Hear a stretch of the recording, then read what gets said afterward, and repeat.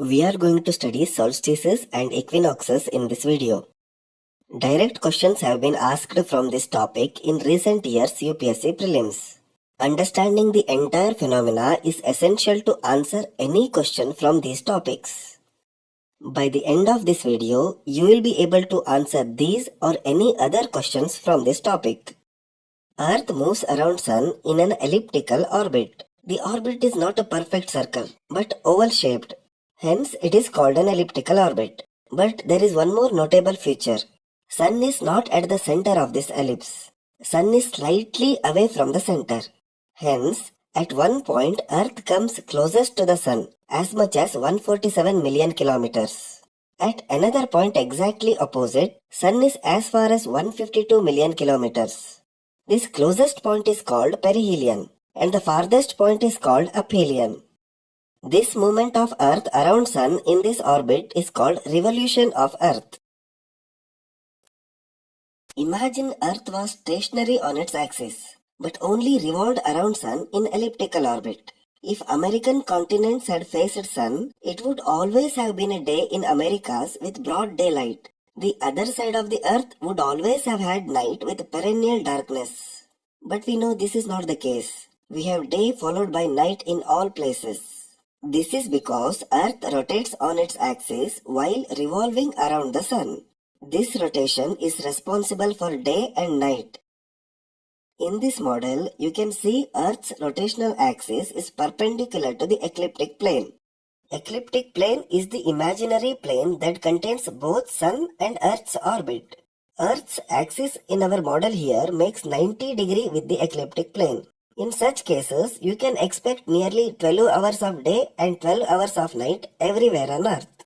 But this is not the case. Our model is still not accurate, because we know that lengths of day and night are not same throughout the year. In summer, it will not be dark even at 7 pm. But in winter, by 5:30 pm, it will be dark outside. If you are a resident of Delhi in second half of June, your day is nearly 14 hours long and night darkness is only for about 10 hours. Similarly, in second half of December, day is only 10 hours and night is nearly 14 hours long. This occurs because Earth's axis is not perpendicular to ecliptic plane, but is tilted by 66.5 degrees to the plane. That means 23.5 degree tilt from the perpendicular plane. This is exactly the reason for seasonal variation in length of day and night.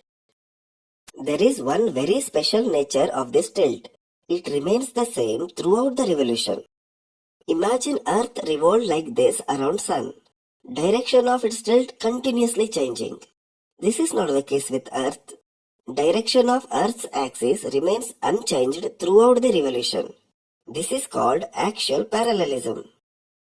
Because of this, for some part of the year, northern hemisphere faces towards the Sun, and for some part, southern hemisphere faces towards the Sun. When northern hemisphere is tilted towards Sun, length of days are longer and nights are shorter.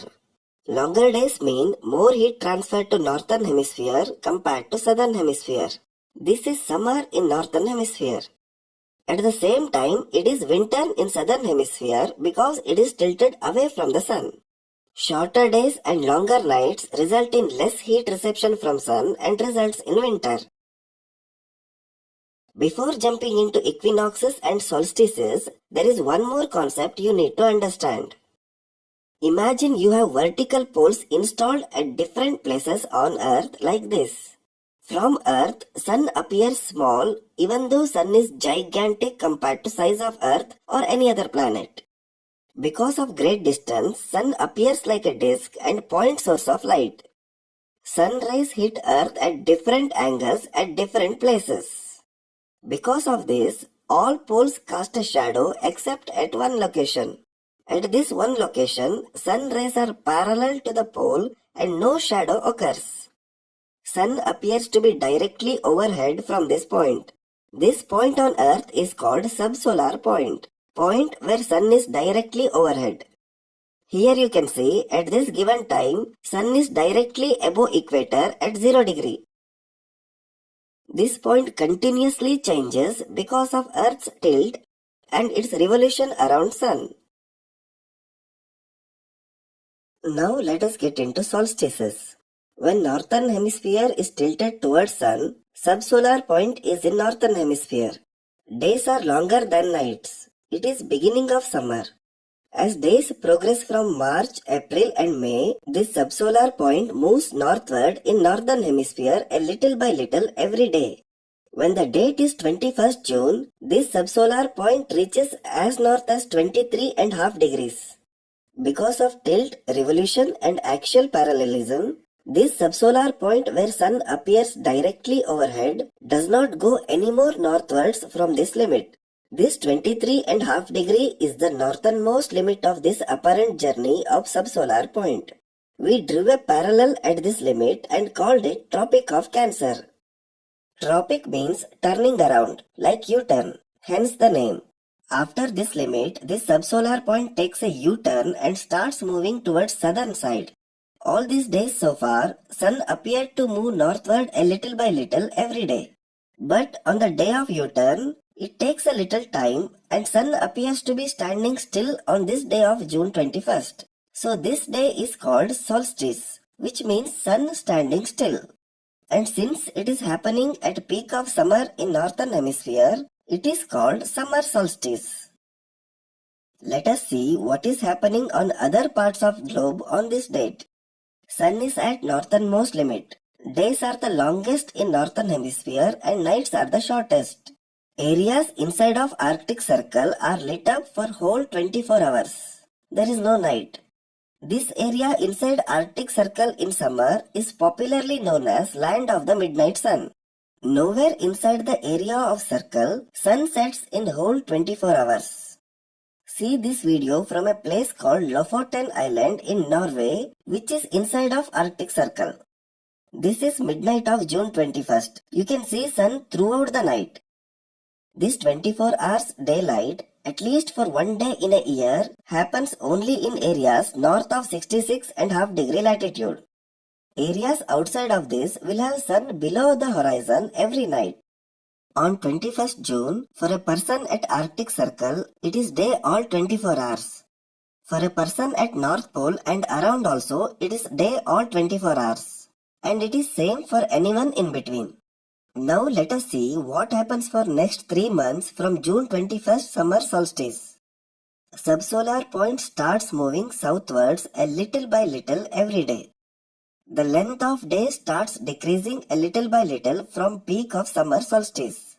On 23rd September, this subsolar point reaches equator. The imaginary line that separates day and night is called circle of illumination, and it passes through both north and south poles on 23rd September.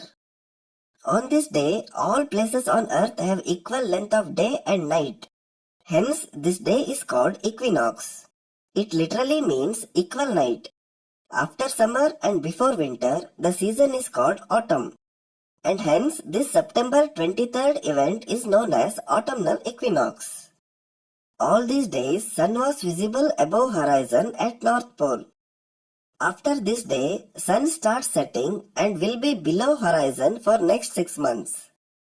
Other parts of Arctic Circle will have shortening days and increasing lengths of nights. It is same for other parts of Northern Hemisphere.